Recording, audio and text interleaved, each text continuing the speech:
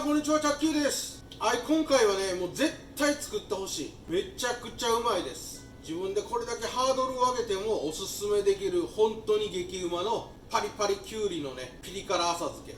これ一つ作り置きしておくと、もうご飯のお供にも抜群ですしね、お酒との相性も最高。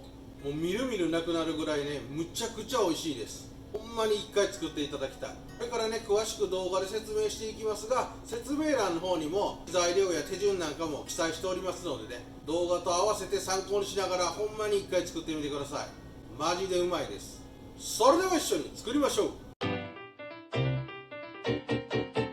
ご来店お待ちしております。それでは材料から紹介させていただきます。こちらきゅうりを2本、だいたい普通のサイズで OK です。このきゅうりの方はしっかりきれいに水洗いした後に清潔な布巾やキッチンペーパーなどでしっかり水分を拭き取ってください。そうすることでね、保存しておいた時に結構日持ちするようになります。はい、そしてこちらが今回の味付けの調味料です。ごま油大さじ1杯、ポン酢大さじ1杯、もうお好みのものを使ってください。豆板醤小さじ1杯から2杯、辛いのがね好きな方は小さじ2杯ぐらい入れてちょっと多めにしておくと刺激も強くなって最高です。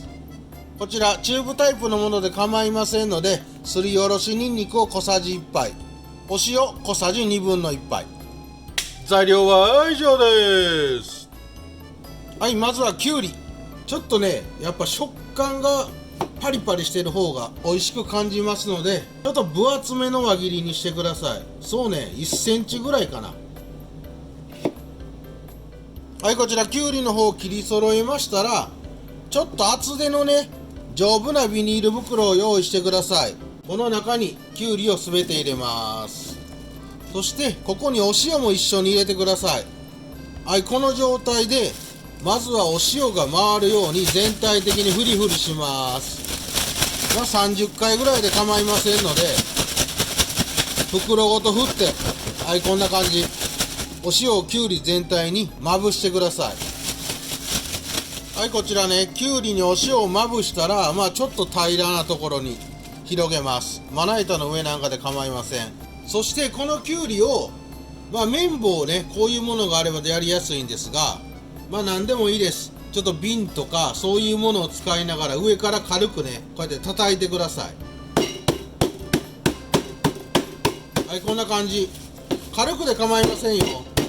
ちょっとね割れても構いません。軽く潰すという感じですね。ちょっときゅうりを叩いてひび割れや割れを起こした方がね、断面がたくさんできて味が絡んで馴染みやすくなりますんで、軽く叩いてね、潰すというか割るというぐらいで構いません。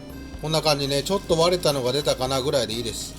そしたら袋の空気をできるだけ抜いて、ちょっとこうもみもみしてください。これ30回ぐらいでいいです。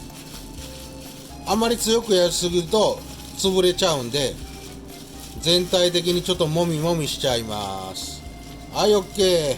この状態で30分置いといてください。はい、こちら30分ほどしっかり塩でなじましたきゅうり、少しねふにゃっとしんなりしてきていて、わかりますかね、結構水分が溜まってきてますので、この水分をしっかりとね絞り切ってください。このビニール袋の口を下に向けて、こちらねきゅうりの方をギュッと握り込む感じでぐーっと絞ってください。こんな感じ、わかります？水分がどんどんにじみ出てきますので、結構しっかりめに握り込んで、このにじみ出てきた水分を取り除いてください。この水分をしっかり切ることできゅうりの青臭さなんかもしっかり取り除けますので、美味しくねいい状態に仕上がりますので、しっかり水分は切ってください。はい、こちら水分の方を切りましたら、用意しておいた調味料すべて入れます。ごま油、ポン酢、チューブのおろしにんにく、そしてピリ辛の刺激を加える豆板醤。はい、すべて調味料入れてください。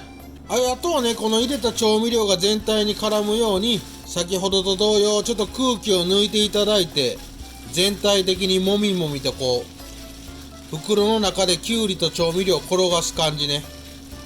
優しく30回ぐらい全体的に揉み込んでください。はい、そうしましたらこの袋の空気をねぎゅーっと抜いてください。できるだけ空気を抜いた状態で、もちろんすぐに食べても美味しいんですが、このまま1時間は冷蔵庫でしっかりなじました方が美味しくなるんで、軽く冷蔵庫で冷やしてなじましていきます。